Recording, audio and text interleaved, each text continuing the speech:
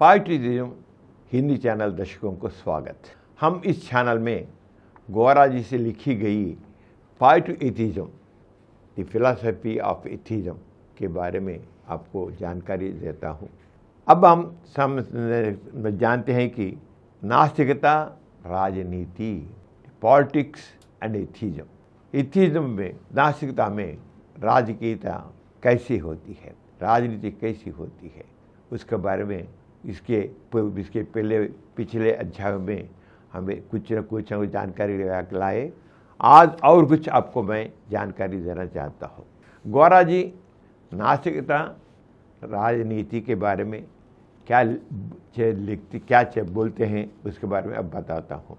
खुले दिमाग के संदर्भ में लोकतंत्र में विपक्ष एक महत्वपूर्ण भूमिका निभाता है। हमेशा इन लोकतंत्र में विपक्ष एक महत्वपूर्ण भूमिका निभाता है, इसमें कोई संदेह नहीं है। विपक्ष के उपयोगी, प्रभावी, रचनात्मक और सम्मानजनक होने के लिए विधायिका के प्रत्येक सदस्य के साथ समान सम्मान का व्यवहार करना आवश्यक है। लेकिन हर बार सत्ता में रहने वाली पार्टी अपने बहुमत से विपक्ष को हराने का मौका देती है। यदि बहुमत दल विपक्षी दल की मांगों से सहमत नहीं है तो विपक्षी दल बेकार हो जाता है। दलीय लोकतंत्र में विपक्ष बेकार होता जाता रहा है। सत्तारूढ़ दल की तानाशाही से विपक्ष जीवित नहीं रह सकता। दलीय लोकतंत्र में विपक्ष को दरकिनार कर दिया जाता है। यदि विपक्ष को उपयोगी बनाना है तो उसे गैर पक्षपातपूर्ण होना चाहिए। विरोध के अभ्यास में न केवल विरोधी दृष्टिकोण व्यक्त करने की स्वतंत्रता अवकाश देना ही नहीं, बल्कि एक राय को स्वीकार करने का अवसर भी शामिल होना चाहिए। एक सच्चे लोकतंत्र को पार्टी संबद्धता के बिना कार्य करना चाहिए। विरोध सहित सभी प्रक्रियाएं स्वेच्छा होनी चाहिए।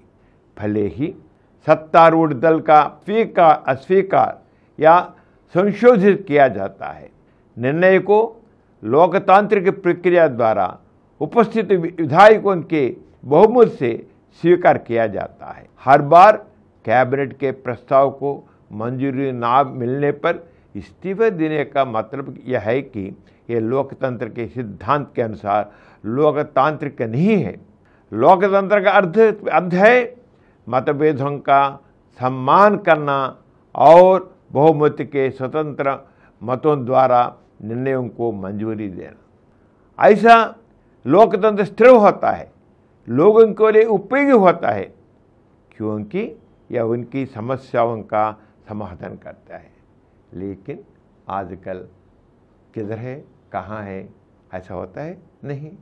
वर्तमान लोकतंत्र की एक और कमी यह है कि यह विशाल जनसंख्या वाले, विशाल भूभाग वाले देशों और राज्यों के रूप में कार्य करता है।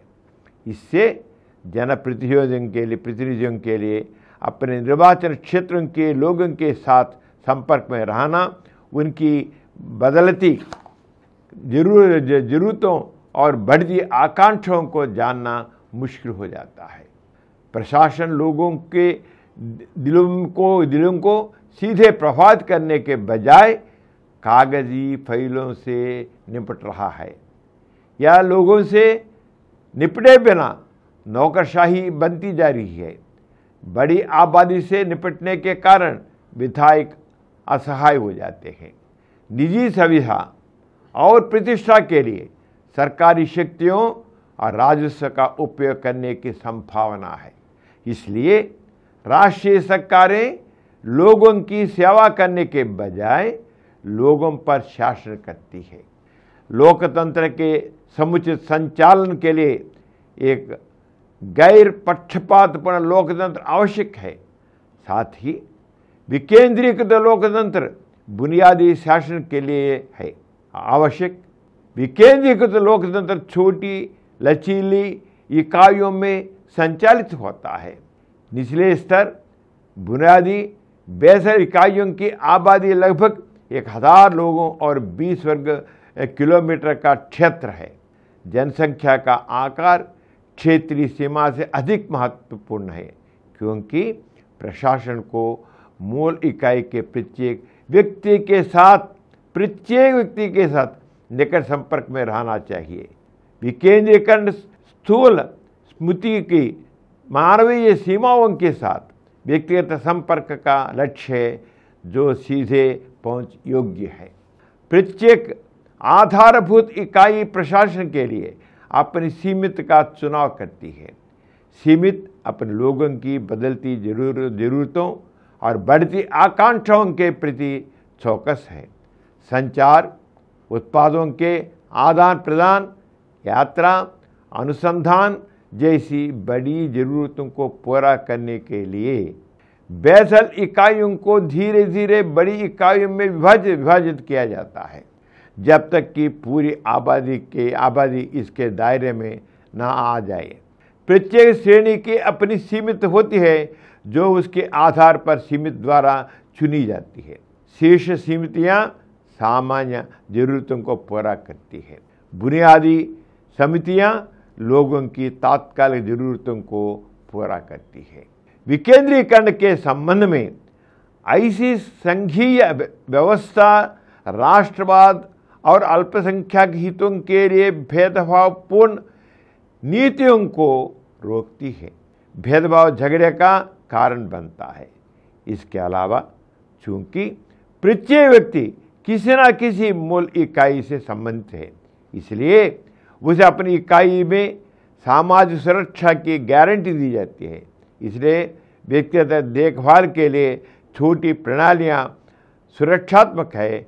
बच्चों की सुरक्षा और वैवाहिक जीवन को उनकी इच्छा पर छोड़ा जाता है। इस प्रकार गोरा जी नास्तिकता राजनीति के बारे में हमको जानकारी देते हैं और राजनीति में विकेंद्रीकरण के बारे में नास्तिकता का क्या ओपिनियन है उसके बारे में और क्या बोलते हैं इसके बारे में, राजनीति के बारे में, नास्तिकता राजनीति में अगले एपिसोड में हम जानेंगे। तब से विदा लेता हूँ। नमस्ते। और कुछ वीडियो के लिए 20 करोड़ से अधिक व्यूज प्राप्त किया। समरन चैनल समर्पित पॉजिटिव एथीज्म हिंदी चैनल को सब्सक्राइब कीजिए, लाइक कीजिए, शेयर कीजिए और नीचे हुए घंटे के निशान पर दबाइए।